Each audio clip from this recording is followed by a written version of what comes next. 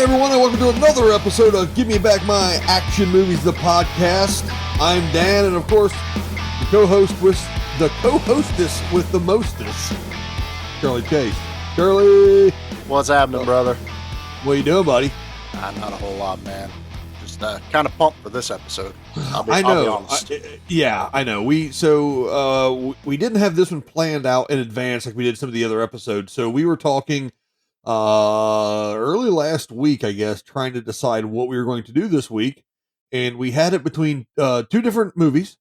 Yeah, and we chose this one here. As you can see on the title of this episode, it of course is the Kurt Russell film Soldier. Charlie, I know you really like Soldier. I love this movie, man. I really do. This one just hits on every note for me. It's just one of my favorites. All right. So instead of us bumbling through a synopsis, we're just going to play this instead.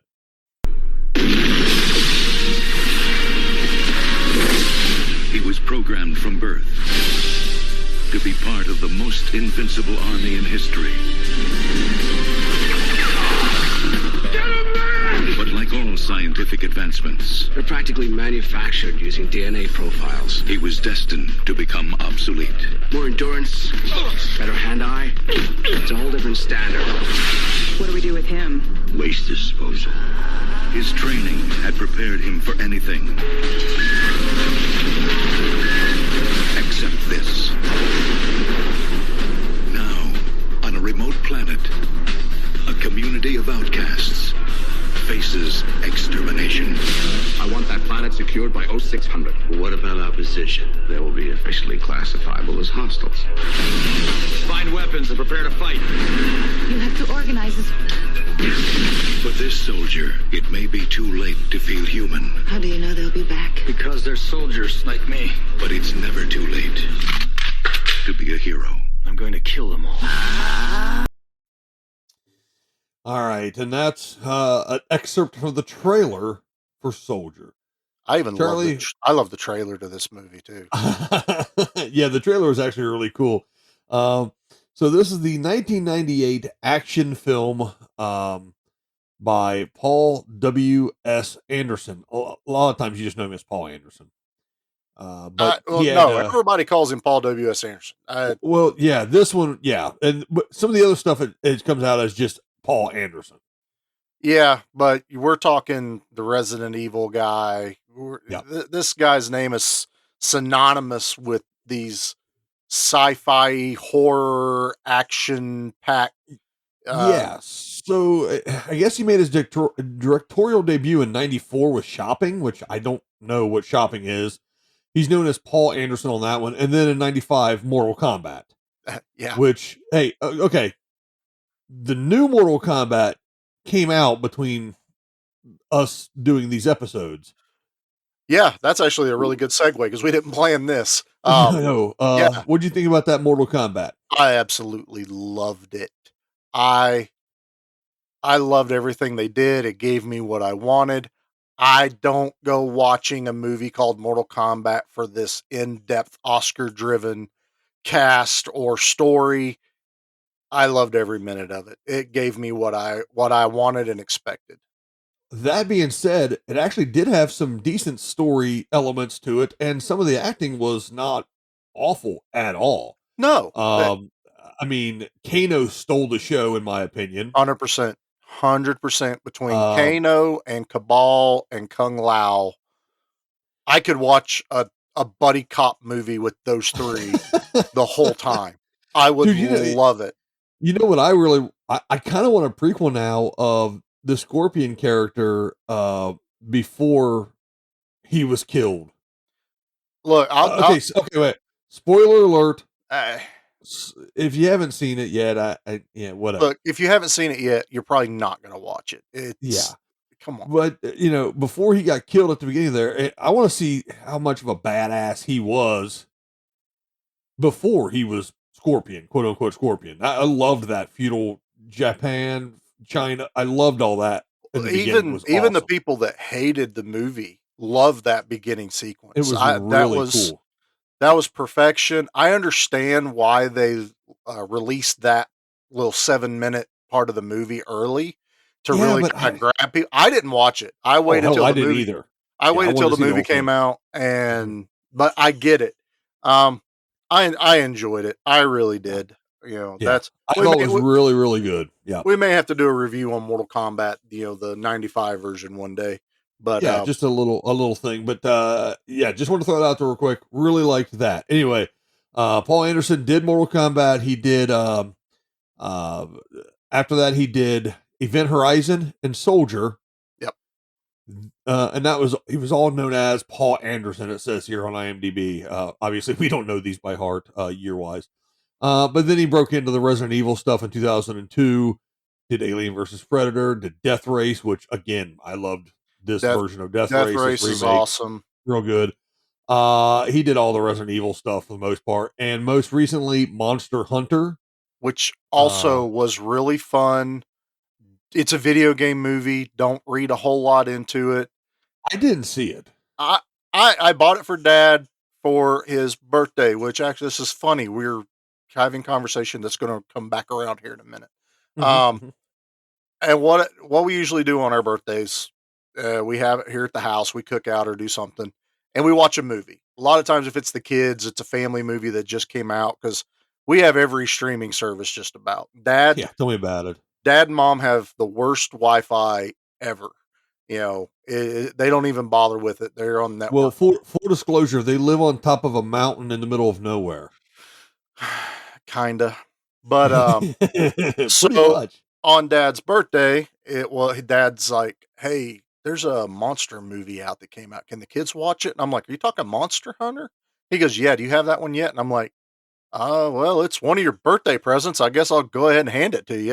And he just had this big, like, shit-eating grin on his face, like, so we watched Monster Hunter for his birthday, and we had a blast watching it. Even the kids enjoyed it. Yeah, I haven't seen it. I've dabbled with the game a little bit, um, and I wasn't super into it, so I've never played the game. I didn't super get into the idea of watching the movie either. But you know, it's joining him and Mila Jovovich back together again from all because all the Resident Evil stuff they did together. Obviously, him directing her that, so it makes sense that he had her in something else because that seems to be.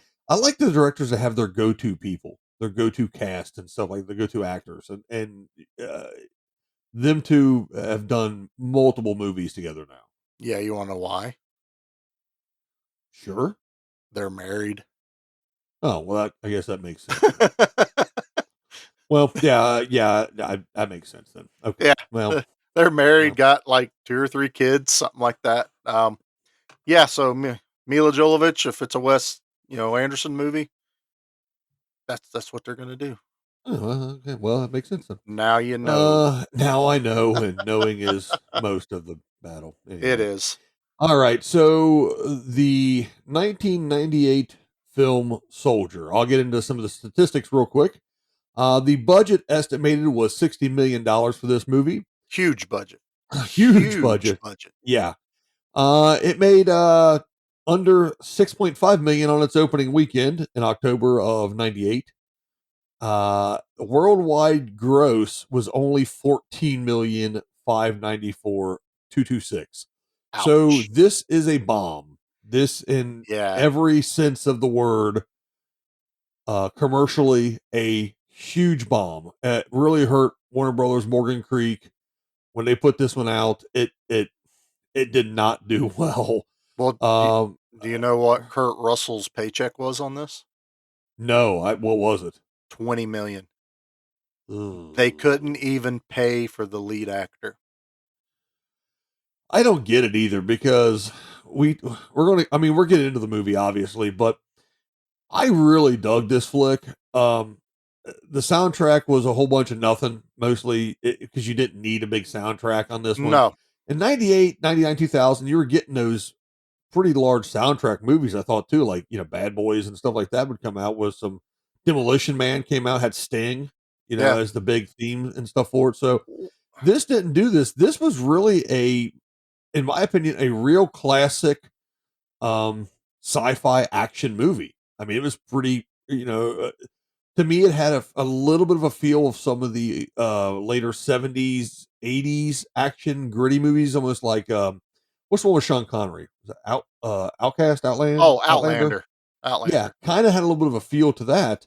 But Kurt Russell, we were talking about this earlier too. Kurt Russell is one of those action stars that a lot of people don't really think about as being an action star, I think. Not unless you're a fan of his, but Yeah. he's to me, he's way up there as far as, with the greats of the action movie. I Well, let's mean, see. Tango and Cash. Tango and Cash with Stallone, he Yeah. was Snake Plissken in 2 Escape from New York movies. Right. Not so much action, but he was in John Carpenter's The Thing. Yep. Um, Executive Decision. Executive Decision's fantastic, and there's a little, Easter egg in Soldier for that movie as well. Okay. Yeah. Oh, dude, I love this flipping Well, movie, man. I can tell you just not about to anything. mention Stargate Stargate. Stargate was a big one. and the action blockbuster Backdraft. There you go again. Hey, There you go again. it's an action movie, sir. So Still getting Kurt painted. Russell, again, like I said, Kurt Russell. Some people don't, think of him as a big action star because of things like Overboard and then all the stuff he did as a Disney kid, when he was younger. But like, Yeah, he's really done a lot of action movies, dude.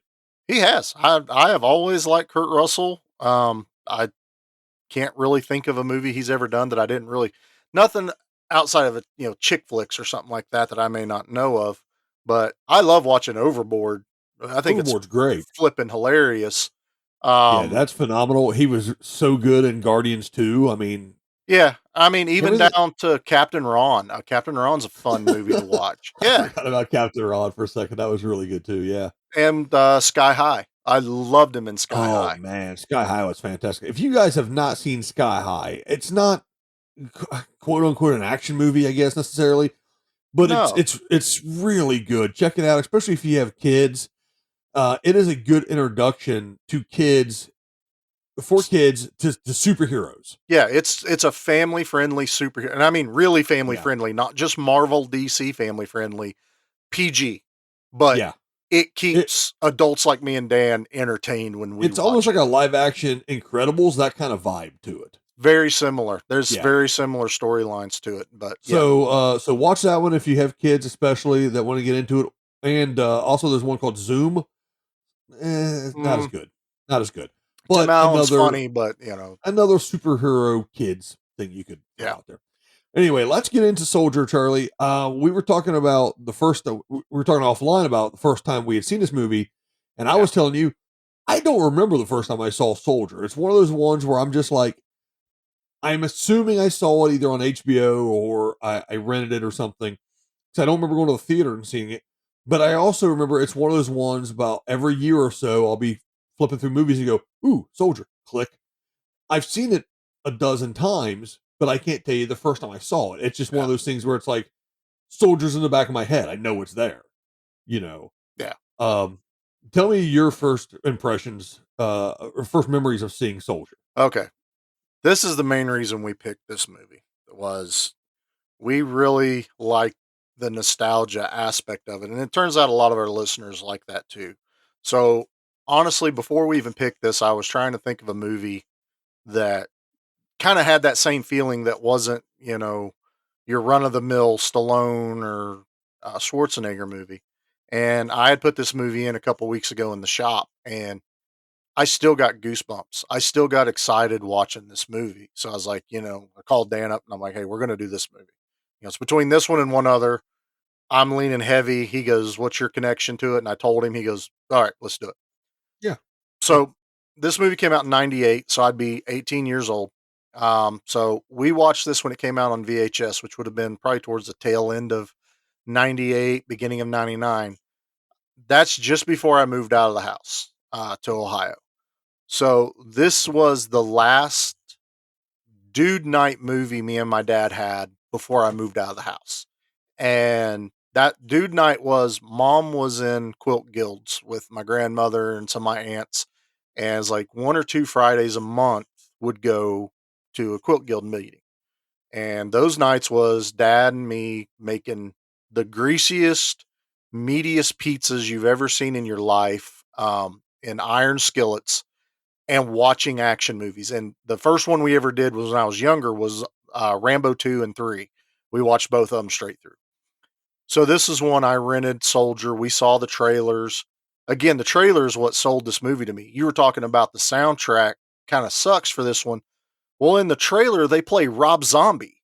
Yeah, He's yeah, it was much better. It's like when they did Gladiator, the trailer they played Kid Rock, I think. yes, they played But some of kind course of it was never modern. in the movie. No, Yeah, but yeah. so, I'm already like amped up because I'm like, this movie fits there. And it had Gary Busey. And I swear, even though I never know who dad's favorite like action star is, but I feel like dad's always introduced me to a movie because it was Gary Busey. Yeah, a Predator 2, Lethal Weapon, um, Under Siege, Gary Busey. And dad loved those movies. So I was like, all right, we're going to watch Soldier. And we watched this movie. And here's the nostalgia part. Not just because it was probably the last movie I watched with dad before I moved out, was my dad's very stoic. My dad doesn't show emotions a whole lot. Dan knows this. Dan knows dad very well. Oh yeah. And dad also loves action movies, but doesn't, it's not like me, you Well, know. your dad does show one emotion, and that's humor. Your dad has a great sense of humor. He laughs and smiles a lot. Dad does do that. But as far as like quote movies or something, aside from, your classic Arnold stuff, he doesn't really do that. No, no. This movie has my dad's absolute unequivocal favorite line in his entire life in this movie. And we have the clip. We're going to play it in just a second. But the other thing that I was just mentioning earlier was we were going to come full circle back again on this year's birthday for my dad. My son and I were trying to figure out what to get dad for his birthday other than Monster Hunter on DVD. So we made a CNC plaque to hang up on his wall. And I made a skull with 2 wrenches as crossbones behind it. Obviously, it's cool. I've got that in my van. It needed something. So I'm going to have Dan play the clip and then I'll tell you what I put on the thing. Burns, quick responses, better hand-eye, improved technical training. It's a whole different standard. My daddy was in maintenance. And he had a saying. He used to say, if it ain't broke, don't fix it. That is, to God's honest truth, my dad's favorite line in any movie. He quotes that every year, multiple times.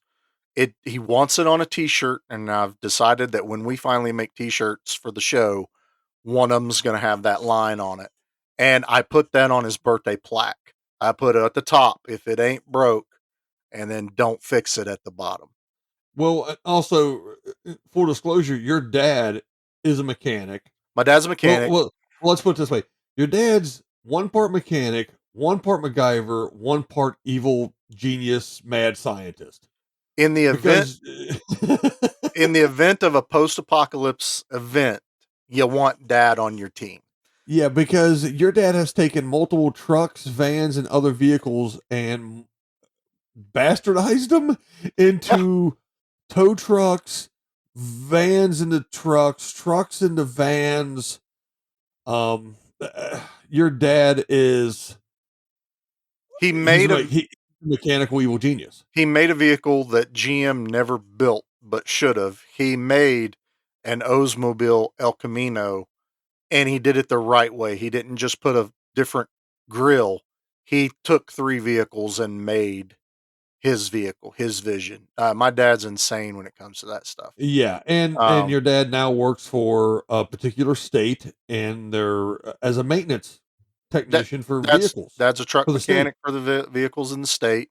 So of course he loves if it ain't broke, don't fix it, because there's so many times that we've said things to him, and I will be the first person to disclose that you can build damn near anything. Yeah. Anything you can really think of, whether it's wood, metal, Charlie can damn near build anything you need. So, and I'm pretty creative when it comes to harebrained schemes.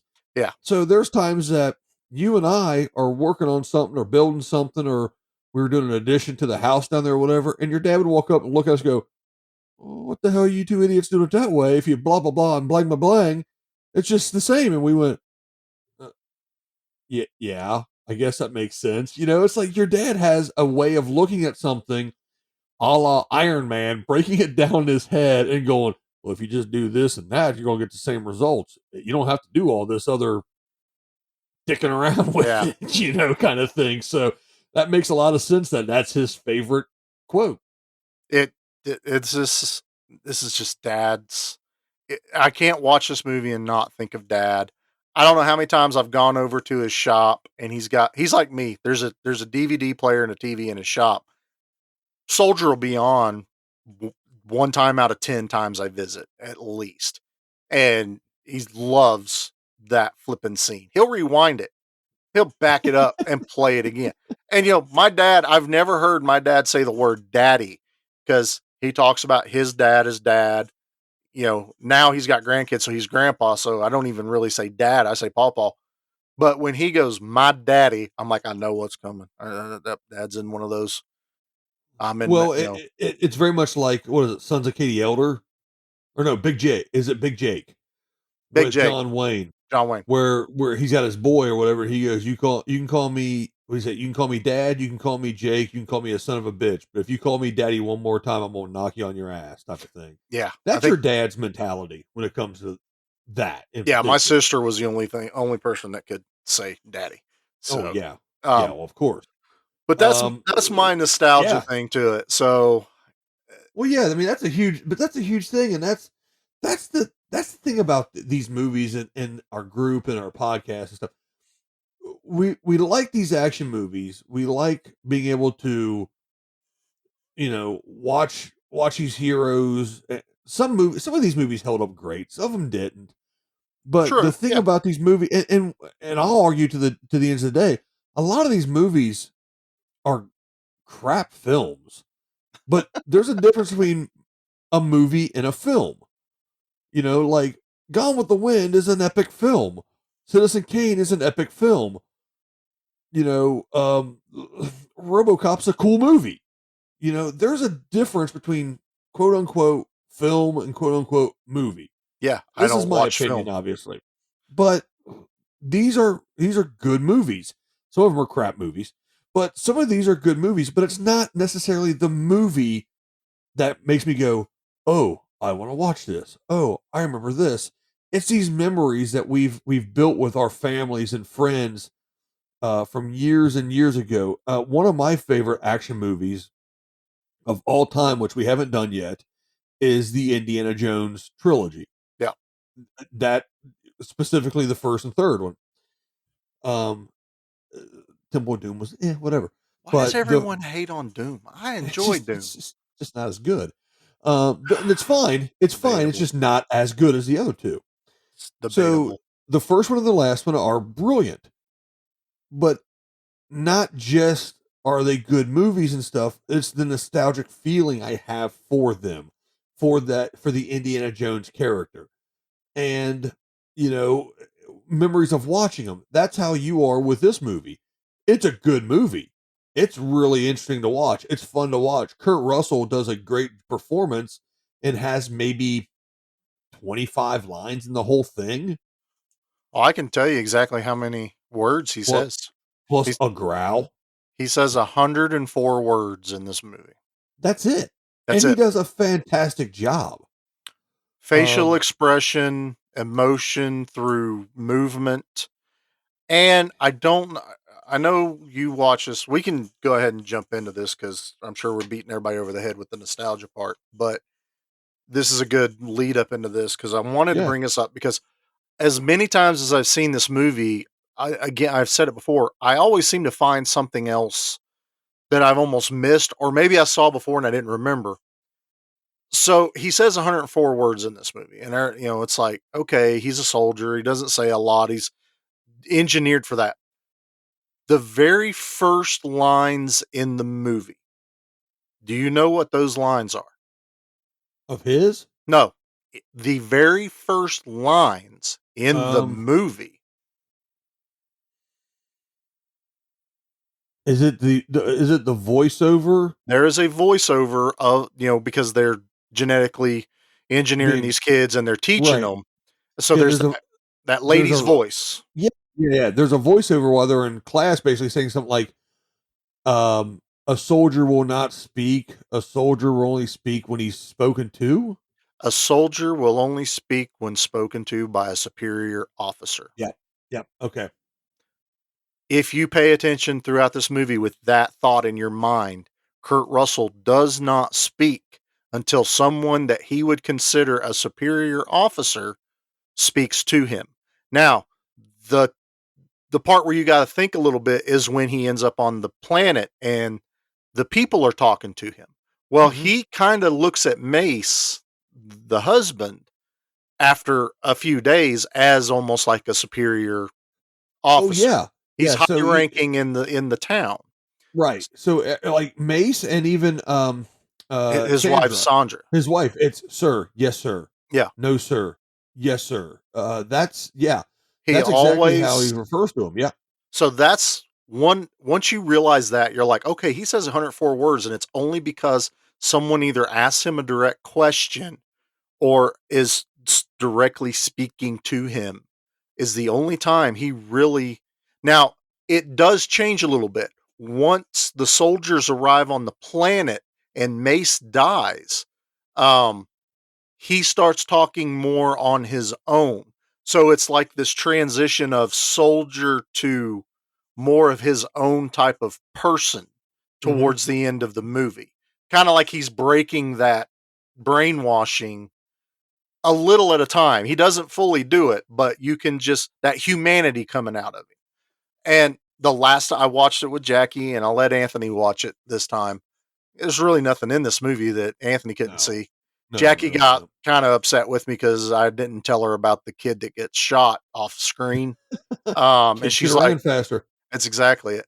Um, but I once I listened to that lady's voice and I went, "That's why he only says so many words." And then I paid attention. It's like I really want to test my theory, and it was true. It was every time he is spoken to by someone of authority is when he speaks back until it's time for him to take charge Yeah. and do what he does best. Then once he's the superior officer in that situation, he Yeah. takes over, kind of thing. Yeah. Yeah, like Yeah. at the end, he's giving the orders to the His men. the leftover Yeah. men. Yeah. Um, So I yeah, thought it was that kinda cool. I don't really watch these movies to get, like, really deep, but that's how deep this movie was. to me there's a lot of depth to this movie, and we can get into that when we come back in a second. We can take a quick break here in a minute, but this movie there's a lot more to this movie than stoic soldier shoots bad guys. Yes.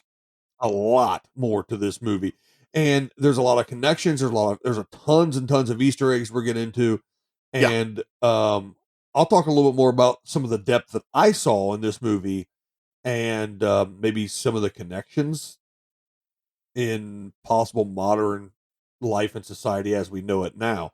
We're also, of course, do our rating system on it, Mhm.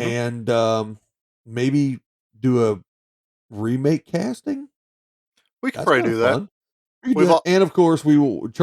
Charlie, as he's done the last couple, has done the body count for it as well. I've got the body count, and this is gonna be one that, is kinda interesting because I've added a twist to it. Um, and there is also I'll leave a little bit of trivia before we go to the break. This movie is what's called how I would pronounce this, sidequel, not a sequel, not Correct. a prequel, a sidequel. Yes, it's connected to other universes, Yes. and we will get into that when we get back. Everyone, stick around. Thanks for listening to Give Me Back My Action Movie, the podcast, and we'll be back in about a minute or so.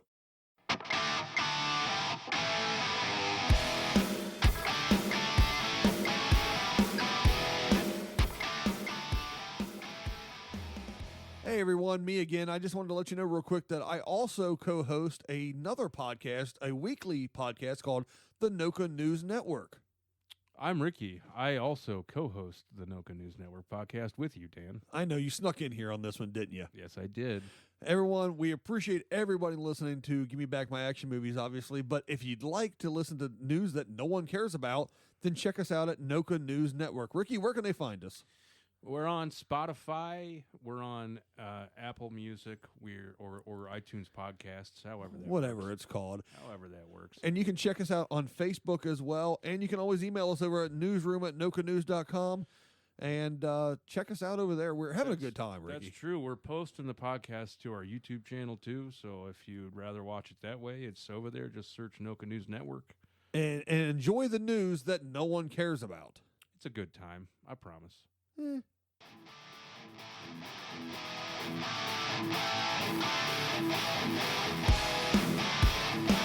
All right, and welcome back to Give Me Back My Action Movies, the podcast. It is the Soldier edition of the show. Charlie, this is, what episode is this again? Is this the 8th episode? This is episode 8. We, folks, we decided to do this every other week, and we were talking offline earlier in the week, trying to plan out a little bit more of the rest of the year kind of thing. Just getting it over. Believe it or not, we do plan some of this stuff out, which is maybe hard for some people to believe. We've got some stuff in the works. We're pretty excited about this. It started off as a cool Facebook group, and then as an idea to podcast, and it's building up as we go. And it really is. Yeah, it really, really is. It's coming together with some cool ideas, knowing when to implement those ideas and when to make it a legit thing is kind of the stuff that I went to broadcast school. This kind of stuff I'm okay with. Charlie loves these movies. That kind of stuff he's okay with. Yeah. Everything else is a cluster F. We're kind of piecing it together and learning as we go. So it's been kind of interesting, man.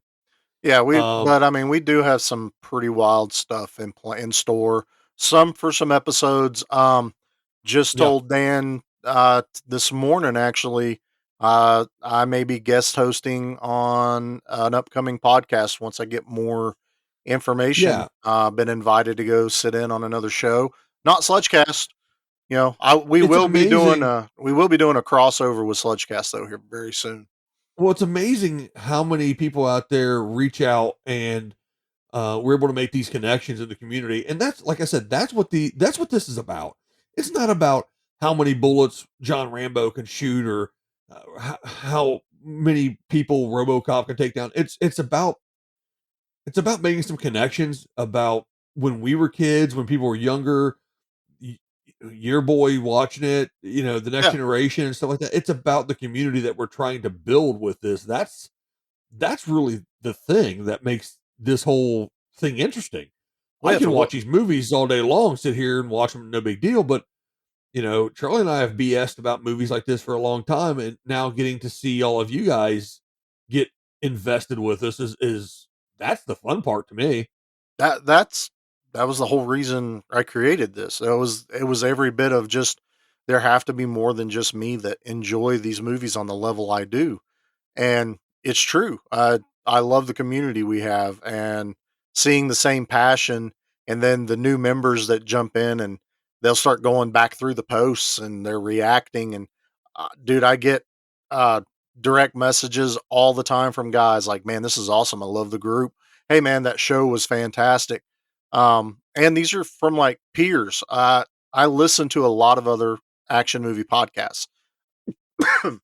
I'm not about gatekeeping. There's no reason to gatekeep in anything. If you have an action movie podcast, I want to listen to it. I want you to listen to mine because everyone has a different view on it. And believe it or not, it's a nice little group of guys.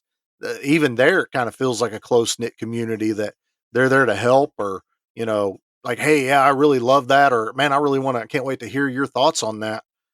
It's fun. It really is, and we couldn't do it without everybody, participating and listening and sharing. And I know we're diverting away from the movie again, but this is what's the important part. The movie is fine, but this is important. Yeah, these movies are a vehicle and a gateway for us to reach this community, and it's been awesome. All right, let's get back into the movie proper then, I guess. Yeah. Okay, so let's get into a little bit of these Easter eggs and what you meant about it being a sequel. This movie is in the Venn diagram of this franchise and this franchise universe and stuff. Soldier sits right in the middle of a few. There are a lot of references in this. There Yeah. are a lot of Easter eggs Yeah. in this. Charlie, you started off earlier saying that there was a connection, there was a little Easter egg from Executive Decision Yep. in this. Part Do of the you want to yeah, throw that out there? part of the stealth fighter that they're flying in Executive Decision when they attach to the passenger jet, is in the Trash Planet. Yeah. It's a section of I forget what the actual call numbers on the jet were, but it was the stealth jet that got ripped apart and Steven Seagal got sucked out in the middle of the air when It you was the F-117X Remora. yeah. When you thought Steven Seagal was like the lead in the movie and he gets sucked out within like 15, 20 minutes in. And now Kurt Russell, the intelligence guy, is now the hero. That's another good movie. That's one I think we should do too. The some of the other things on the planet are the USS Franklin Delano Roosevelt, Yes, a piece of the Lewis and Clark from Event Horizon, which was directed by Paul W.S. Anderson.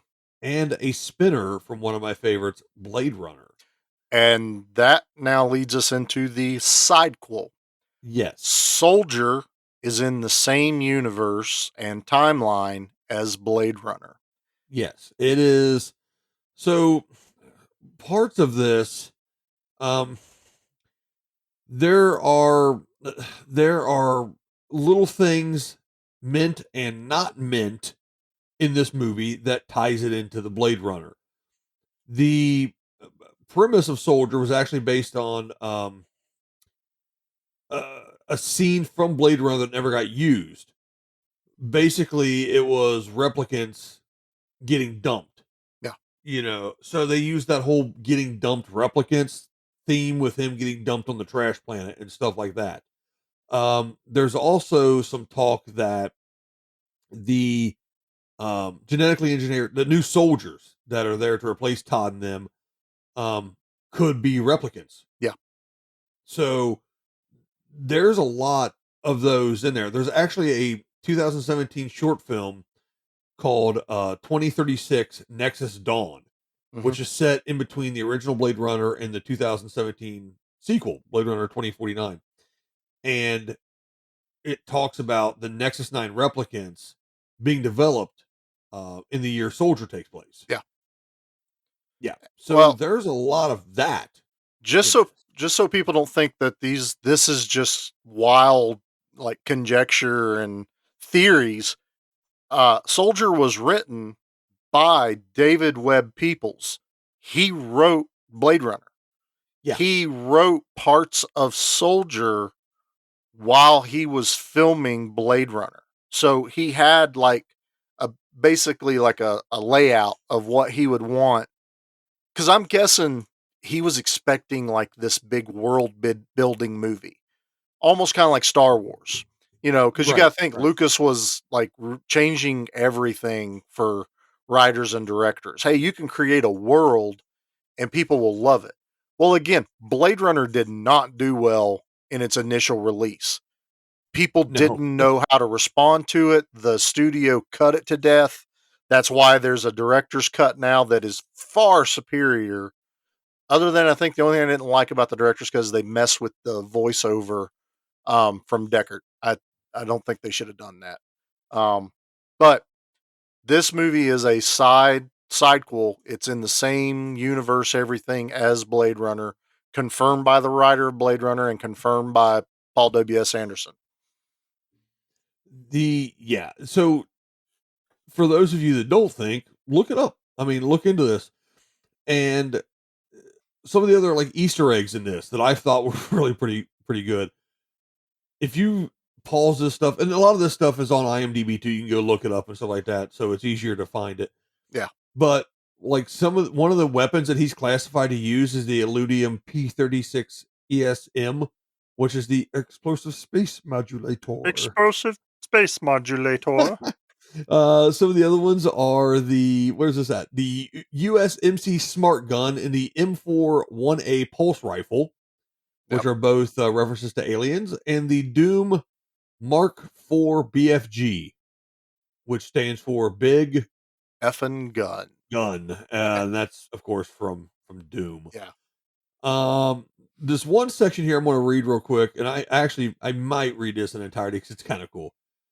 His service record displayed on a computer screen includes the following: the battles of Tannhauser Gate and Shoulder of Orion, which are references to Blade Runner; receipt of the Pliskin Patch; receipt of the O'Neill Ring Award, which is a reference to Stargate; receipt of the Cash Medal of Honor, Tango and Cash; receipt of the McCready Cross, reference to The Thing; receipt of the Captain Ron Trophy.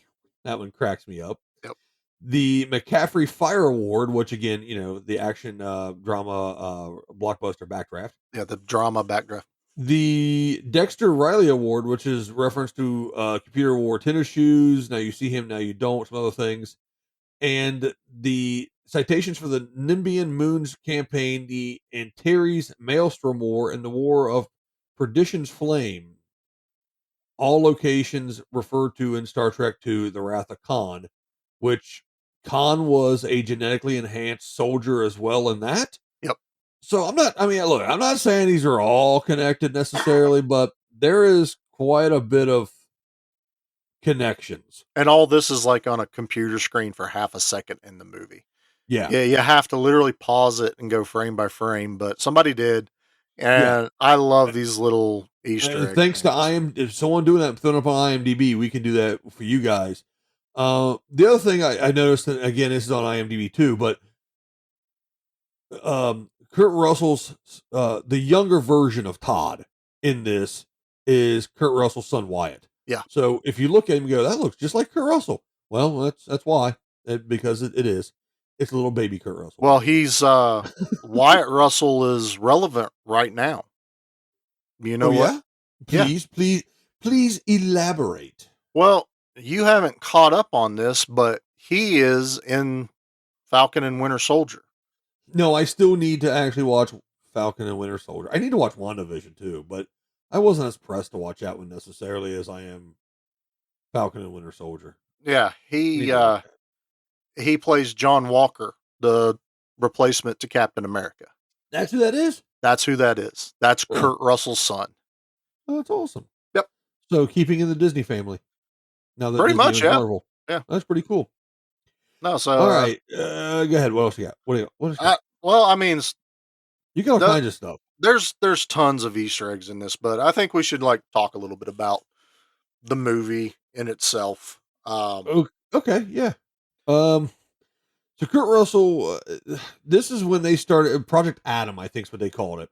Yeah. And they started taking children from birth and training them. I guess they took them from their parents and just trained them outright. They don't really talk a lot about the world outside of what we see, the microcosm of Soldier and his life. You don't see anything outside of the military till we get on the trash planet. Yeah. So Todd, well, he don't even think he has a name until he's a little bit older or whatever, but they show him at birth and then they show him their indoctrination into, like Charlie said, a soldier doesn't speak till he's spoken to. Yeah. They show all these scenes of what different ages. It's horrific. It's brainwashing. It's complete brainwashing and training from an early age. Oh yeah. It's before genetic engineering, your option was to start from birth and make them think and act the way you want them to. And if you were weak, you were removed from the program. Yeah, like you said, the one boy couldn't keep up to the jog. Yeah, they're running and he's lagging behind quite a ways and a freaking vehicle rolls right past him. You think he's going to get run down. Then a dude comes out, pulls a gun, and then the camera cuts to young Kurt Russell and you hear a gunshot in the background. So it kind of tells you everything, that happens if you don't be one of the best almost. But again, these are just the frontline soldiers. The Yeah. command crew is still like characters like Gary Busey, what Sloan, and later on we Colonel Meekum. Meekum. They're still regular human beings. Grew up with, of course, their daddies and everyone else. Meekum was from West Point, even as a Yeah. matter of fact. But Hmm. these are the soldiers that were created to fight the wars for them. They were the disposable weapons, the disposable tools. They Yeah. show a scene even like between they show all the training growing up as a kid, firearms training, dexterity training, desensitizing. As a child, he watches a boar get annihilated by 3 Dobermans, Yep. and this is all to train them to do nothing but be a soldier, be this.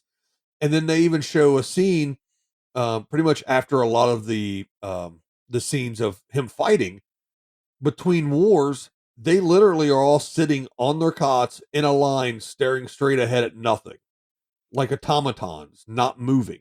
Yeah, there's like a sequence of wars, everything that Dan just listed. They're showing little excerpts from these battles, and it's from battle to battle to battle, and Todd's usually right there at the forefront. And it literally says at the bottom of the screen, "between wars." That that's exactly it. There is no like camaraderie. There's no Nothing. joking around. I pretty much it's workout, do your duties, even as far as like what they would consider in the military, your chores, and fight and sleep. That's it. They, Because they are still they are human. yeah, but they're as close to an automaton as they could get. Yeah. No, and it is kind of odd if you just watch this movie and you're like, because they obviously grew up. So you're looking at 20 to 30-year-old um, Kurt Russell. Gary Busey's obviously older. Some of the other commanding officers are probably same age. So you have to realize that this is probably just one trial, like experiment that they're running with these particular guys. Yeah, there's probably more units like this out there somewhere. Well, and I think that's where Meekum, who is Jason Isaacs, Yeah, which Jason Isaacs is a fantastic actor. I mean, he was in The Patriot. He was, the opposite of Mel Gibson in that. Um, he's been in hundreds of movies, but I he love was him in in this one. he was in Black Hawk Down, and he was Lucius Malfoy, the patron of the Malfoy family in the Harry Potter movies. So like I haven't the watched any head, of those. yeah, he's like the head bad guy, I guess. The kind of the head Death Eater. He's a real jackass in He that keeps movie, saying words basically. that I have no idea what any of that is. Yeah, so the rest of you that's seen Harry Potter movies, you know who he is. He's Malfoy's father in that. But anyway, I love him as this pompous, sure of himself. He's the absolute best um, officer. Uh, and Dad was in the military too, so I think he had a pretty good connection to the character like Gary Busey and dealing with people like Jason Isaacs. Um, and it's I think they're even called butter bars when they come into the military because they go through West Point or training and they get to actually come into the military as an officer. They Hmm. don't start out, as an E1 or whatever the lowest Work their way up, yeah. and work their way up. And that's what Dad always told me they were called was butter bar. So I always have that thought in my mind of Gary Busey looking at this guy like he's a butter bar. He hasn't earned his stripes, and that's kind of how he plays it in this too. He never listens to the battle hardened Busey, even though he's not really out there fighting. He's knowledgeable and everything. Hmm. Yeah, he has a little backwards way of looking at Well, Busey's things. that old school that's what I like about this too. Is like Busey's the old school soldier. Even though he's not a frontline soldier, he's still an old school military Yeah, trained fighting man that raised up through the standard normal, I guess you could say, ranks of the military. and he commands the older generation, the battle hardened veterans of these soldiers, these Yeah. genetically trained, or these trained from birth soldiers. And honestly, So the superior of all of the military, yes, probably soldiers. yeah. So So, I mean, you've got that on one hand, and then like you said, Meekum comes in.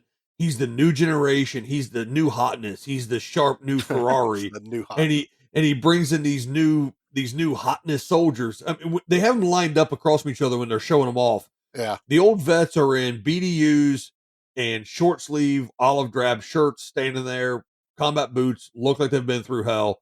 The other guys are standing there in these slick BDUs, slick boots, and these black tank tops, looking like, we're the slick new hard ass guys. They're all buff. They're all, Jason Scott Oh, Lee plays the main oh my god. character of the new batch. He's Kane 607. Kurt Russell's Todd 3465. So that's their name and designations that they tattoo on their Dude, faces, Jason which is Scott really kind of Lee cool too. is I loved everything he was in the 90s and early 2000s. Ever since I saw him in Dragon, the Bruce Lee story, where Yep. he portrayed Bruce, I have been a Jason Scott Lee fan. That's probably the other reason I love this movie so much, He was because also in Back to the Future too. was he one of the goons with, Yeah, he was Biff? Whitey. Yeah. Yeah. Yep. Um, and back on what you're saying, how they look, even the one female officer makes the comment going, "Well, they're pretty." Yeah. It's Yeah, exactly. You know, so so you've got the old grizzled vets, and like I said, Busey makes the comment, the whole maintenance comment again. That's that old school mentality of, yeah, my daddy said if it ain't broke, don't fix it. And then here comes this hot shot with his brand new toys and tries to prove that they're better. Um and I like that dynamic in this movie. yes, It's really cool to see, like, they weren't broke, no, they could still function. And they proved that by having a contest between Kane and Todd. yeah, And um Kane ends up getting the better hand of him in this situation of a run and straight combat. And that's where Todd, they assume that Todd is dead along with two of the other old school soldiers. And yeah, that's when Meekum, being the commanding officer, says this will be a training exercise, dispose of these guys so we don't have to fill out the paperwork and all this other right, nonsense. yeah. And So that's how he ends up getting on the trash planet. yeah, they send him up the chains. Supposed to be Todd versus Kane, and they was like, "That's unfair." Okay, he goes, "Send two more of your old crew." And pretty awesome fight up on the chains. I mean, shot very well. And Kane overtakes him. One particular thing that happens though is Todd does get the upper hand briefly, and while Kane's fighting the other two, loses sight of Todd. Todd goes above him, higher on the chains, and drops down and tries to chokehold him, and then grabs and rips out his eyeball on Kane, and Kane still knocks him down, and the two other dead bodies are down on or one dead body's on the floor, one's hanging from the chains, and Todd lands on a dead body. So it's kind of why he survives, kind of, after being dumped, is he didn't land full force onto the ground. Um, but yeah, they dispose of the body, put him in a trash ship, and apparently we put all our trash on other planets, like, the Well, that's human what we race would. that's what we do now, is we just put them in different areas of the city that we don't have to live near. Oh, well, you wait till we start going to other planets. We will be shipping this stuff to Uranus. Well, of course, we're eventually screw everything else up like we've trashed this world too. But yeah, and that's how he ends up surviving it and getting now, found by uh Michael Chiklis and the crew, as I like to call them. I know. So there's a group of stranded people Yeah, on the planet. They had an issue with their ship. They ended up getting stranded on this trash planet. Unfortunately, they don't have the universal language of speaking TV to be able to get help from the robots living on the trash planet. Oh, that's another movie. Never mind. That's a totally That different movie. yeah, that's Transformers. So this is a different trash planet, not the one to be confused in Transformers the movie. See, I think everything is all connected I somehow. thought you were going with a totally different movie. No, remember Transformers the movie? They were on the trash planet, and that's where they found the motorcycles that were all voiced by Eric Idle from Monty I Python. do remember that, but I was going with I guess my brain went aliens that use TV references, and it was what was it? Wasn't Flight of the Navigator. It was like the aliens were ended up being children and Explorers. explorers, and Explorers. they talk because they've learned everything off of television shows. Television signals, yeah. Yeah, that's where I No, went with that. So no, I went with Transformers, I so did explorers. So yeah, it's all good. Uh, so anyway, this group there, they bring him in because he's injured. They find him, he's hurt, Yep. and they bring him back. They nurse him back to health, but he can't reintegrate. He's having trouble reintegrating into back to what would you consider a civilized, normalized society with mommies and daddies and children and parents and yeah, families and husbands and wives and everything. He can't. He's having trouble reintegrating into that because he never was exposed to it. no, this is all It's that's what's scary to him. It's it's all foreign to him. foreign.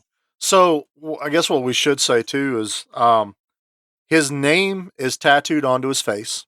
Yep. His blood type, everything, and his rank, and then on his arm is every battle he's ever been in. So while he is unconscious when they find him, they figure out he's a soldier. They're Yeah, they talking like know who he is. he's Right. got words written on him, and he Mace explains to his wife, those are the names of battles. So he is a soldier. Yeah, and they So know he's a sergeant, so they originally just call him sergeant. yeah, they start calling him sergeant. Again, because he only responds as military style. Yes, sir. No, sir. Um, and that obviously the people are leery of him because no one's landed on this planet in what they say 11 or 12 years that Something they've like been that, yeah. stranded on there. Just the dumpers come and dump the trash and leave. Yeah, and it's automated. There's nothing, no live people on the dumping ships. So they're obviously leery, but also somewhat hopeful. Like, okay, someone showed up. Not the someone they had hoped, but they try to, he works on trying to integrate. And that was another thing I was trying to figure out in the movie was the time frame. As you're watching a movie, you don't realize that sometimes it's been a month, 2 months, 3 months. Yeah. That So the one thing they do mention is that the dumpers come every like 30 days or so. that's it. And you do see one scene where they show multitude of ships coming and going and stuff to try to give you a semblance of time. Yeah. So I want to say it's probably like 6 months I'm thinking so in because that ballpark. it had to have taken him a while to heal. It Yeah. had to have taken him a while to just kind of be involved. We even get a glimpse of what they have as what's Christmas. Yeah. They have their own celebration there. And so trying to figure out that progression of time and how long it's not like he was only there for 7 days and then they try to oust him Yeah. because what happens is he is still tormented in his mind from how he was trained. Um, and the one person that kind of, aside from Mace, again, I think he looked at Mace as a superior officer, his commanding Mhm. officer.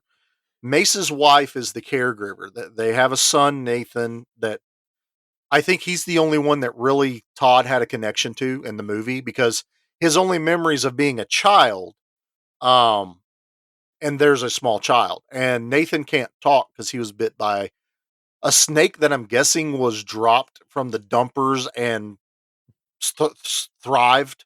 Something, And yeah, some yeah, kind of green venomous snake. Yeah. because there's a lot of them towards the end of the movie. Oh So yeah. Yeah, their there's quite a son, few. she makes the comment that their son had been bitten. He almost died. And that's why he doesn't talk. So Todd develops this connection with the child somewhat. And I forgot her name. Sandra is Mhm. just trying to peel back the layers. You could tell she's a caregiver. She cares about him, and she probably has the most interaction with him. And they even have a nice little talk because she's just really curious about how he was trained, why he is the way he is. Why? And I'm guessing, why aren't you like a normal soldier that everyone's probably used to seeing? You know what I Yeah, mean? like, 'cause he's helping him prep food, he's cutting carrots or carrot-like Yeah, vegetables they're of some cutting sort, vegetables.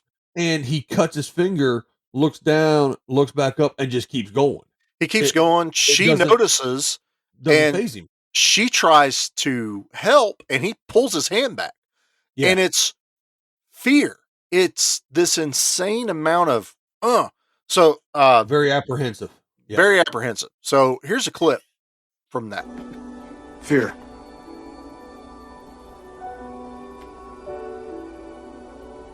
Fear. Fear and discipline.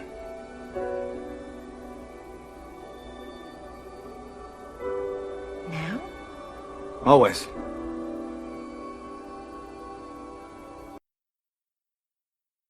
Yeah, That's so it. She asked him, she's like, "What do you think of anything? Do you feel anything?" Fear. Fear and discipline. yeah, Always. we had to shorten that because it's actually a Yeah. fairly dramatic pause because he doesn't know how to answer the question. What I'm guessing is he's trying to put words to the feelings. Yeah. Because Look, no one's ever asked him, "How do you feel?" his mannerisms and everything that Kurt Russell does in this movie is phenomenal. Get Yeah. past acting and words and script. At the end of this, as being kind of the maternal, motherly figure, because there is no like sexual tension, even though he notices her as a woman, because I'm sure that form of a woman is not something he's used to.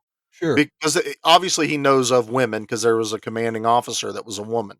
Of But course. Yeah, he but he's never seen them in anything but uniforms yelling at him and stuff. Yes, Yeah. but I also feel like she's more of a mother figure, or he's trying to figure out that. Well, when he tells her that, she goes to hug him, and he is visibly shaking in fear. Yeah. Just He he is doesn't tremoring. exactly. And he doesn't go after, he doesn't do anything. What's the word I'm looking for? He doesn't react violently or any kind of defensive No, stance, but you could see that he is like, I don't like this, I don't like this, I don't like this, and here's the thing about the movie. Here's the thing about the movie that I think of now when I watch this. Um, here's the deep level that I see on it yeah, is that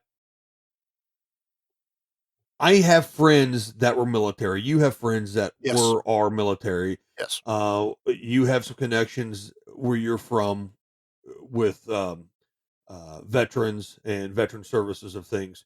yes, This to me, and I was not military, mind you, but family members that were. This is they take you into the military, and modern day, you still get to grow up as a regular kid and this and that or whatever. yeah, But, for your time in the military, they train you in a certain way. And especially recently, with as much combat as we've had in the world today, you bring some of these soldiers back and they have the same type of trouble integrating back into normalized society. yes. This is, of course, an extreme version of that. And it is fictional account, obviously, of all this, but it's what I kind of imagine a lot of this PTSDs and a lot of these issues that you would see. It's like, you know, and it like you were saying with dumping trash, there's an element of that too. It's like, well, we're tired of our regular people getting killed, so let's make people that's their job. Their Yes, job is to go out and kill and be killed, and when we're done, we let them sit on our cot and we let them rot. They're just tools. They're just they're devices to be weapons. used, and once they're outdated, we're coming up with a new one. Once that's outdated, we're coming up with a new one. When that's outdated, Yeah, they're not human beings anymore. They're freaking tools to be used just to go out and fight and kill. And and continue the bullcrap that quote unquote civilized people create. The Mhm. fights that um, modern day governments start are never fought by the people that start them. They're fought by, your brother and my sister and his cousin and his dad and his daughter and his son, and they're being sent out to take care of all these problems that other asses start. Well, what happens when they come back now? Now we have to help them reintegrate back into normalized society. This movie gives you a fictionalized view of what I assume is some of those issues coming back. If you go over and you're in a war zone and you watch your best buddy's leg get blown off and your other best buddy not make it back, and you're the one's got to write a letter to their parents and all this stuff, you're not going to come back the same Jimmy down the street or the same No. Sarah that left the other day. You're not going to come up with the same person. Yep. Well, this is what we see in this movie in a fictionalized version is, hey, you went out, you took care of our trash for us. Now we're just going to dump you on this other planet. And granted, they didn't dump him on there because they thought he was dead. They were just getting rid of hide the evidence kind of thing. No, but it was a But broken weapon, and they threw it away. exactly, he's outdated. He doesn't work anymore. Get rid of him. Yeah. And I watch that now and think about modern society and where we're headed. And I see these things and I go, damn it, man. How did in 98 they made a fictional sci-fi movie, and 20 some odd years later we see it. We see elements of that now. We see elements of that. We saw elements of that in the 70s with Vietnam. We see elements of that now. We see all these things that have come to pass, and it seems like no one bats an eye and thinks about it. No, And it's been normalized. yeah, it It's been has. normalized. And I think that's another depth level to this movie that you can stop and think about and just go, "Holy crap!" You think about these things. Well, I think about these things. you haven't even you haven't even touched on the part that gets him kicked out of the community, which goes right with what you're talking about. Yeah, that's Is the PTSD portions of it. He has flashbacks. Yeah, so he's working out in this area. He's punching like a giant muffler or something. It's just a huge chunk of metal. Yeah. And his exercise is he wraps his fist and he beats it until he's bloodied hands, a la Rocky and hitting the meat. And he's having all these flashbacks of not just training, but of war. Yeah, everything. And everything he's known has been horrific war, fights, violence, death. Everything he knows is that. So he's trying to fight all this stuff, and Michael Chiklis' character shows up because he saved him from a windstorm on this planet, and he wants to give him the scarf he made him for Christmas. Yeah, he wanted to be friends. He comes up behind him and goes go, "Hey, buddy!" And when he does, he flips out, turns around, grabs him, and almost kills him by holding him down, and letting a grindstone kind of smash his head. Yeah, and this is seen by a lot of people, and that's when the community's like, "Look, we got nothing against him. We know he wasn't trying to kill this guy. We know it wasn't on purpose, but he's a weapon. He's a ticking time bomb in our community that we are not capable of handling. We don't know what to do. So instead, let's throw him out with the trash." Well, they tell him, "We're not your enemy. We don't have a problem with you, but you can't be here with these families." One other part to that was, it wasn't just that part with Michael Chiklis, that they were already concerned and they were going to have a vote. And Mason, his wife, obviously still were like, he, he needs help. He's broken. Well, we now start getting the integration, the bond between him and the child, Nathan. Right. And they're Todd's in one of the rooms getting ready, doing something, and Nathan's there, and a snake comes into the room. They make it very dramatic. Nathan is visibly scared, kind of sucks air, like doesn't know what to do, and Todd throws him a boot, and Nathan looks down at the boot, and Todd has the other one in his hand and slams it on the ground, telling him, Kill it. "Kill the snake, hit the snake." Yeah, because And that's how he was taught to deal with the that's how he problem. was taught. Kill it.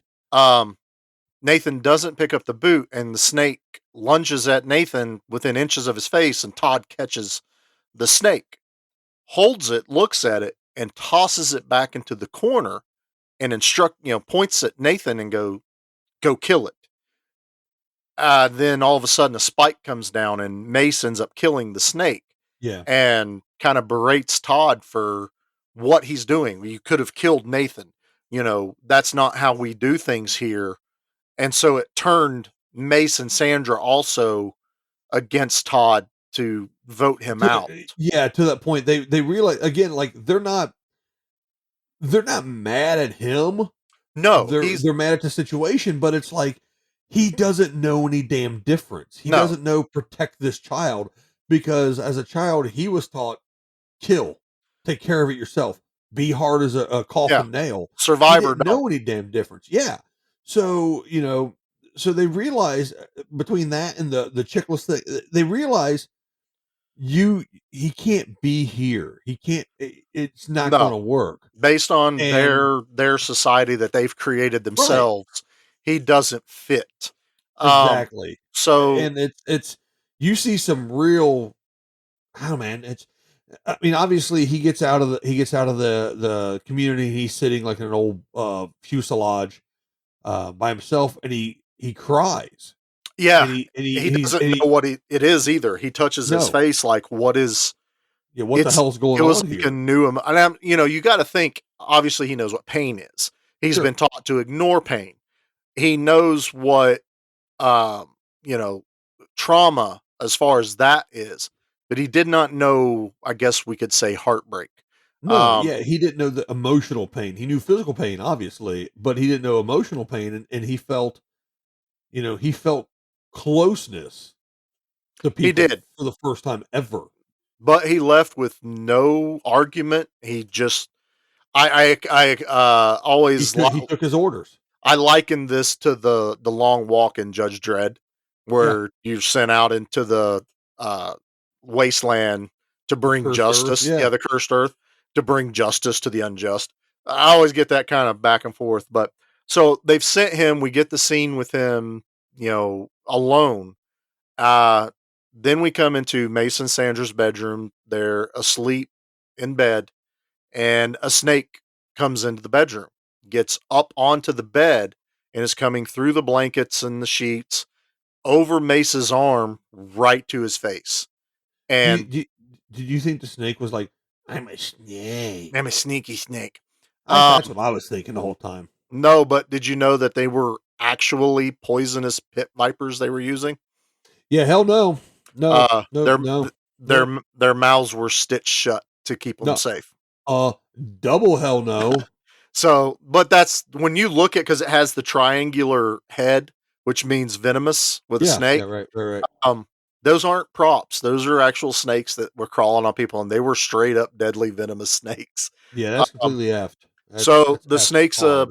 about to strike on Mace, and you see a little hand grab the back of the snake, pull it, and you hear this bam, bam, thud, bam, thud, thud. Yeah. And Mace wakes up and he sees his son Nathan beating the hell out of this snake with a boot. And Mace is just looking in amazement. And then he just has this revelation of, holy crap, Todd was teaching like a survival skill. And we are preventing him from ever being able to take care of himself almost. Todd was teaching him how to survive. Yeah. He's like, we were wrong. Yeah, he's wrong. He doesn't even go to the council. He straight up puts his clothes on and runs out because he figures Todd will stay next to the wire. There's like a guide wire because there's windstorms on this planet. It's windswept, almost uninhabitable. They've made their little community within the junk, but it's a barren wasteland of a world. So Mace goes, tells Todd, we're wrong. We made a mistake. You need to come back. Basically, Mace is like, you can help us survive better, we just need to learn how to integrate with you, not you with us. Kind of a Eh, 50-50 kind of thing. yeah, and we would be remiss if we didn't say that Mace was played by Sean Pertwee. Pertwee? That's an awesome name. I don't know how to say his Yeah, last name. anyway, he's a UK actor. I guess he comes from a pretty famous theatrical family over there, but a lot of our fans, do we have fans? Can we call them fans? We can call them fans. I think so. It feels weird to say fans. Um, anyway, he is known from a few things. One of them is in the Gotham TV series, he was Alfred. Yeah, He was in Event Horizon, and great Equilibrium, movie. if you've ever seen that. Uh, Equilibrium. Let me stop you right there. yeah, Equilibrium is the most batshit insane gun kung fu movie that has Christian Bale in it. It is not a good movie, but for God's sakes, I think everyone should watch it and enjoy the insanity that is Equilibrium. It's that's nuts. hilarious. Well, he was also in Alien Uprising, and he was in, and I'll just go on a little bit of a tangent. He was in a movie called Ultramarines, a Warhammer 40,000 movie that was made in 2010. It's an animated film. I've got a sidebar here with you for just a second because this Ultramarines movie, it's 1 hour and 16 minutes. I've never even seen the whole thing. I actually need to watch it all. Um, Here's some of the cast from it, and it's all voices: John Hurt, Sean Pertwee, Donald Sumter, Johnny Harris, Ben Bishop, and Chris Finney. Now, some of those names may not sound super familiar to you, but if you go back in and actually look at who some of these people are, you will be super amazed that they were able to get these people to do an animated feature about a tabletop war game. Just saying. Yeah. That's my side note for a second. Well, you like Uh, Warhammer. yeah, but I'm not a millionaire, so my stuff stays in a box. No, but he's an excellent actor. He does a really good job in this as playing it. It's a very fine line because he has to be weaker than Kurt Russell, obviously, but yet he is the strength of his family and community for the most part. Because honestly, you don't really see anyone of authority except for like one or two other men. Well, you get the lady that pretty much runs the She runs it, but I was talking of the men as far as stature and build. yeah. He's probably the head dude. That's kind of what I was like, because you had like the prick kind of guy that was always in Todd's face, and Yeah. I laugh every time later on in the scene where they're getting attacked, and Todd's getting all the guns ready, and he's like, "You need any help, partner?" And Kurt Russell just stares that 1,000-yard stare at him till he leaves. Yeah, he's like, no, go the hell away from me. The woman in it is named Brenda Wheely, and she plays Hawkins. She kind Yeah. of runs the community as a whole, but Mace is definitely like number 2, 3, Yeah, maybe. But you he's can right up tell there. that it's like a council setup Uh-huh. almost, like she's like the main figurehead, the final say, but it's still like a vote and a council and everyone has a say. It's a nice take on a small community of people given the circumstances to survive. Yes. Um so Mace finds Todd, and at that moment that he finds him, we've kind of glazed over it. Busey and Isaacs, Colonel Meekum, they are going on a patrol, and it's supposed to be a super simple patrol of uninhabited planets, and they're just supposed to do surveys, and that's what he's taking the new soldiers out. It's their first field test. He wants to Well, see them in action. yeah, he's got the old crew with him still too, but they've been relegated to grunts, and I don't mean military grunts. I No, mean like they've been relegated to like civilian contractor status. they're the ditch diggers now basically. They don't Yeah, get weapons, they don't They're even told, they're like, "Are we going to be issued weapons?" And they're like, "Only soldiers get weapons. You don't even have to salute anymore."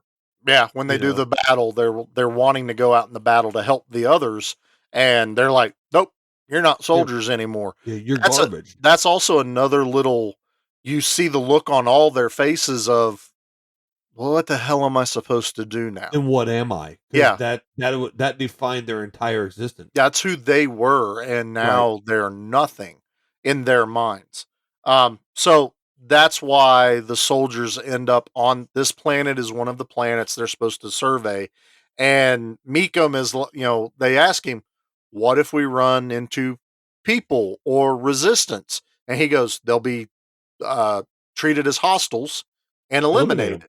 Yeah, And even because no one's Busey, supposed to be here. yeah, Busey's like, "What if they're civilians?" And he goes, "Not supposed to be there, hostiles." So that gives you the whole thought, how Meekum is. I don't care. These guys are going to go out there, and if they meet anything, they're going to kill it because I want to see how good they are. I want to see my test babies out there running around doing what that they do best. Um, so they do land. Uh, Mace makes an attempt to try and flag them down. This is also one of that instance where Todd changes his demeanor of being a subservient soldier because Mace is trying to flag him down and Todd grabs his arm and And says, stops him. "Come with, yeah, Yeah, come with he me." goes, "You have to come with me." Yeah, because he That's it. knows what it is. He knows He knew right he away. he doesn't know who's on the ship, but he knows it's a military ship and that they are going, if they find him, they're going to take him out. I'm sure it's a common thing that they have to do these surveys. So you would even have to These think that patrols or whatever. Yeah. he's probably done some before in the past, that in between war Mhm. kind of jobs. So they take off pretty quickly that they land and they have like three The two crawlers. two crawlers, but three guys on foot, the Oh flamethrower, the yeah. minigun, and the shotgun guy. Yeah. Yeah. So there's three on foot, two guys in the crawler.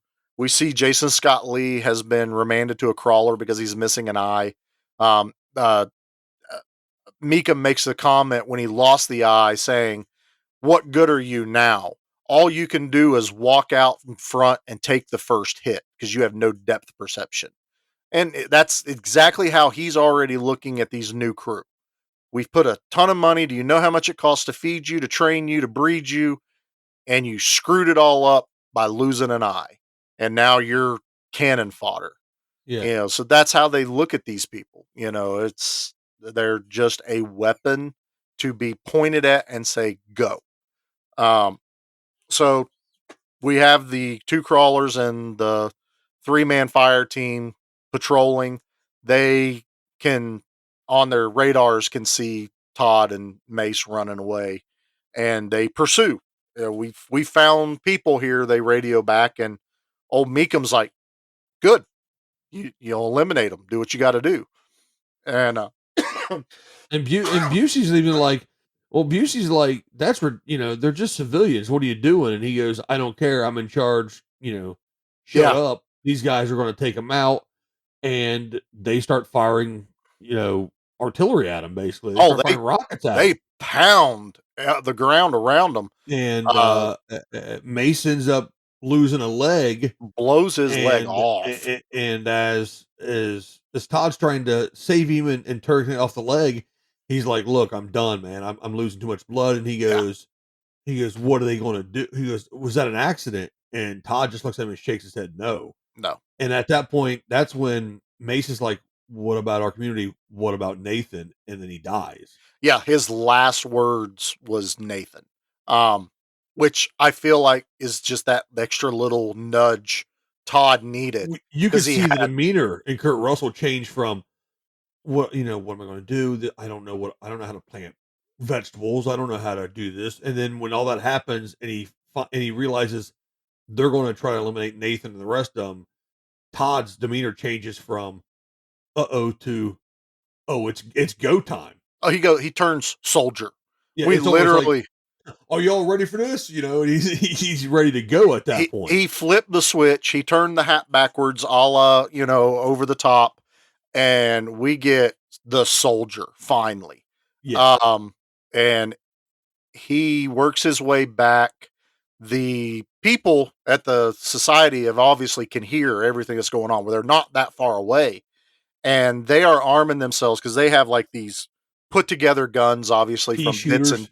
bits and pieces that they've got. And the leader lady is like, "I'm gonna go talk to him. Obviously, we should be able to talk, and if not, be prepared to defend ourselves." And I always get a kick out of this. She comes up like the steps because they're somewhat underground, and she sees the crawlers and the three guys that are just ready to obliterate everyone. And she's just, you can just see it in her face, like, oh no. She knew there was no Yeah. talking, And and she takes a rocket to the chest. rocket straight to the chest. She goes flying backwards, and explosion happens. Everyone scatters. The fire team goes in, and Todd finally makes it over there, eliminates the three-man fire team pretty easily. You know, he Yeah. has to, they're He spread ta- out. it's pretty awesome because he takes out like, okay, so the one guy had like there was a flamer, Yeah, flamer, there was a rocket. like a minigun guy and a guy with a rocket and like small arms fire, I guess you Yeah, could say. he had like a It, shotgun too. yeah, he takes out that guy first, and then as the rest of them are chasing down the civilians, it's great because the one comes around the flame guy, the flamer, he comes around the Yeah, corner and Todd's just standing because he's chasing the kids. Sandra and the kids, and they're like, and then they finally he turns the corner, and now they're standing there looking like, oh, it's your ass now. Yeah, And as he turned the corner, Todd's standing there with a rocket launcher and blasts this guy into the next month. that's And the then largest rocket launcher I think I've ever nope, seen.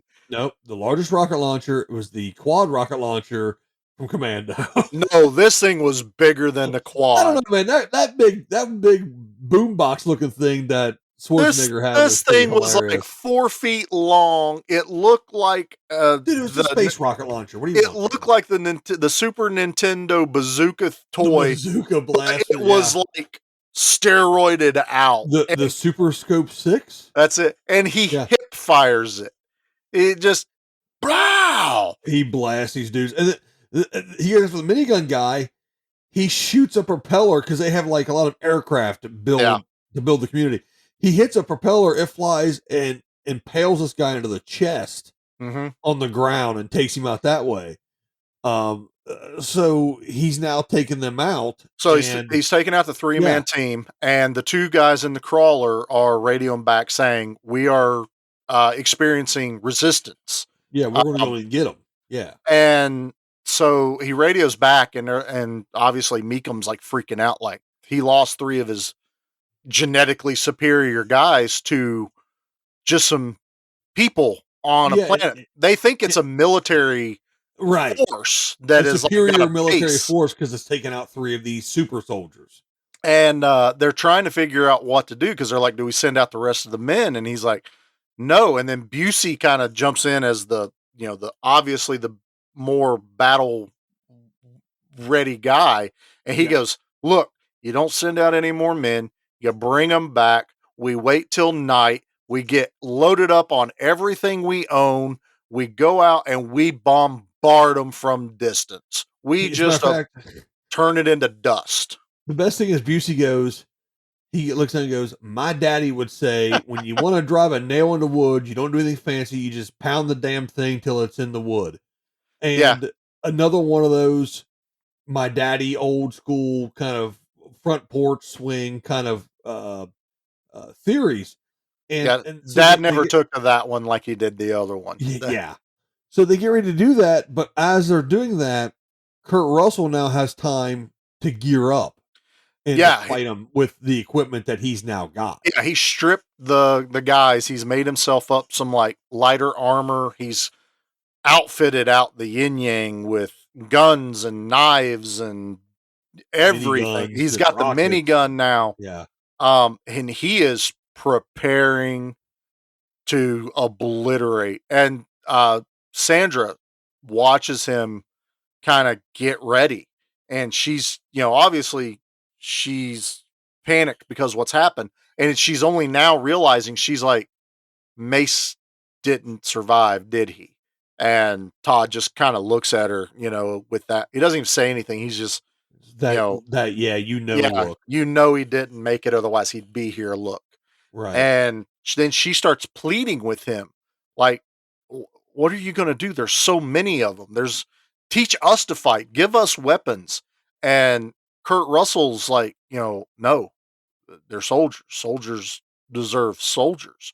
Mhm. I'm going to give them a fight. That's what I do now. I'm going to show you what I'm good at. And she looks at him and she just goes, "What are you going to do?" And we get this. What are you gonna do?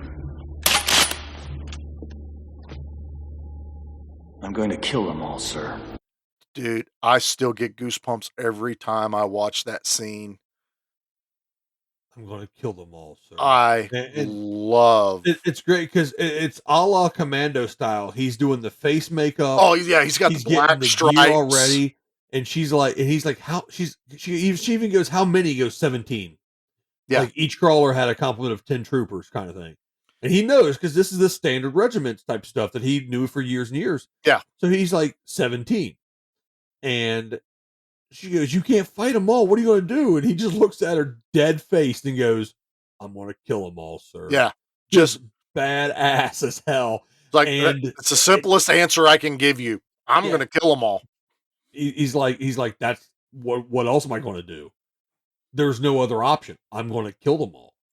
And he proceeds to kill them all. He does. I mean, we won't break down in a each. multitude of ways. Some really cool shots in the water. There was some cool stuff. He goes Rambo. He hides does. in the shadows and stabs one dude in the eye. Super guerrilla warfare. He pops up out of the water with the minigun and obliterates. He then takes over a crawler, and no one knows that he took it over because they're crawler 1 and crawler 2, and they're soldiers. They all kind of sound the same on the radio. So Jason Scott Lee is, and this whole time too, they think he's dead. yeah, they don't know it's idea him. who the hell. They have no idea it's him. They still think it's a regiment. They keep saying the sniper took out this many and this many. Right. They don't know how many is out there. The flight crew of the old soldiers, they've got them prepping a planet killer bomb because they're losing. And they're like, look, we can just get everybody back. And they're like, screw that. We're not getting everybody back. Yeah, they went with the whole take off and blow it and bombard it from orbit. It's the only way to be sure mentality. And that's also the point where Busey's like had enough of Jason Isaac's shit. And he's like, dude, I've been waiting for this. You're about to get, and freaking Colonel Meekum shoots Busey straight in the chest. He has a gun ready, just boom, dead. Just that's how little this guy respected him or anything. It's like, I will not put up with that. We're going to set off this bomb. We're going to leave. We're going to leave everyone that's left, even the men setting the bomb out, the older crew. Yeah, because they were just we're bugging out. Garbage. Yeah, they didn't care. He was ready to go. And so during all that, we have Kurt Russell in a crawler working his way towards Jason Scott Lee's crawler. And Jason Scott Lee keeps going, crawler 2, you're on a collision course with me, correct 9, go to the other side and start shooting. And, Kurt Russell keeps going, affirmative, doesn't change course. And this keeps happening over 3 or 4 minutes to where he's like ready to ram into him. And, it's like, crawler 2, you are on a straight on collision course. You're about to hit me. And these Kurt crawlers Russell, are the size of these giant earth moving like dump trucks you see in quarries. They're huge. And the second he goes, you're about to hit me, Kurt Russell goes, affirmative, and blasts right into the side of Jason Scott Lee's vehicle. So we get this spectacular crash. They both get out, and we obviously have to get the final fight. It comes back down from the beginning of Todd versus Kane to Todd versus Kane again. And they both see each other and look at each other and go, all right, you son of a bitch. Yeah. They're like, let's it's you. Again. Let's roll again. Let's do this. Yeah. And awesome fight scene in the rain, giving each other hell, pretty evenly matched. Here's the thing I love about this too, because obviously Kurt Russell at the end gets the upper hand on Kane. Yeah. And he gets above him and he's got him like in a a chokehold, a headlock type of thing, Mhm. and he does the classic 80s 90s neck snap. Yeah, the neck break. Yeah, snaps it, but then gently lays him down into the, lays him down, doesn't Yeah, just drop him. He gently, because he's like, a soldier deserves a soldier. That was a soldier's death. He puts him down on it because he doesn't have the animosity towards him. Like, you're following orders. yeah, I don't hate you, he but doesn't I have hate to them. kill you. My So he puts mission it is to protect the people. right. So Your he mission puts is him to back kill the down in people. this. He puts him down in this pool, and he goes on, and he, as like you said, as Meekum and what's left of this flight crew are getting ready to take off, and this crew's out there with the bomb. Todd gets the refugees, the rest of the encampment that are The still community, alive, yeah. and goes to the ship because obviously he can fly it. He's a sergeant. He's been trained to do all this stuff. But Yeah, he goes to get this ship. He's like, "Well, we're going to get the hell out of here." And it's great because he gets there, and the old crew are back on the ship at this point, basically, mhm, and they grab Meekum and the flight crew, and they're dragging them off the ship because they've been ordered by Todd. Todd's run into them and told yeah, them, like, this is what's going on. And they're like, yes, sir, Sergeant, we got this. They go to follow their orders. And as Meekum's like, get off me, you piece of crap, you son of a bitches, that I'm your commanding yeah. officer, blah, blah, blah, blah, blah. They're not saying anything. They're just dragging him off the ship. And then the door opens and Todd's standing there, and he looks at him and he goes, it's you. And he starts to whimper and cry and pees down his He leg. pees himself. And Todd just looks at him and steps out of the way, and they throw him off the ship. Yeah, all of the commanding officers got kicked off. Yeah. Even Todd's original commanding officers, the woman and the bald-headed guy, Yeah. They get pitched as they well. are left out there. They load up the refugees, the old soldiers are all on board, and they take off. Then there's a funny little scene where they're trying to defuse the bomb and they can't remember the code. She goes, Yeah. is it 679 or 97? And Meekum pushes her out of the way and says, let me do it. Hits the two wrong buttons and blows the planet up. Dead. And So, they take off. man. They're and then a nice little ending. I kind of like that. Kind of cap the movie off. Is Todd is now the commanding officer, so he's telling the guys. This is also again where Todd is now speaking without first being spoken to. Yeah. He's 'Cause telling now them he's in charge. He's the commanding officer. Yeah. we're going to the Trinity Moon. So he's giving an order that we're taking these people where they need to go. And Nathan's on the bridge and looks up at him and puts his arms up. And Todd reaches down, picks him up, holding him, turns around and looks at the other guy, and the other guy's just looking at him like, what the hell am I seeing? Yeah, what are you doing? What are you doing? And Todd just kind of doesn't even really do anything, but you almost feel like he's given that little shrug, the most subtle little, it's my kid, that kind of look. And he walks away, and the rest of the soldiers are like, well, this is what we're doing now. Let's get it done. We've got our orders. And the movie ends. And I love this movie. I love it. Everyone needs to watch it.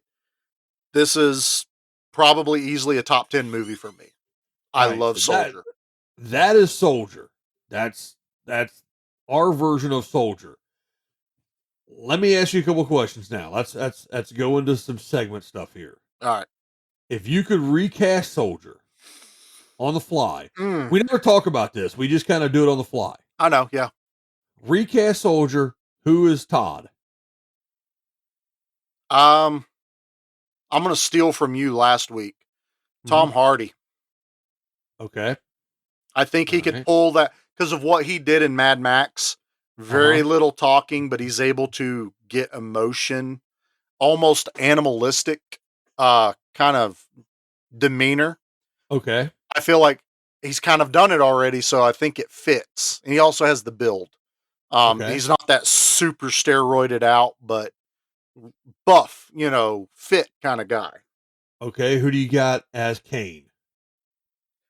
Ooh, Kane. Because I got one. Oh man. I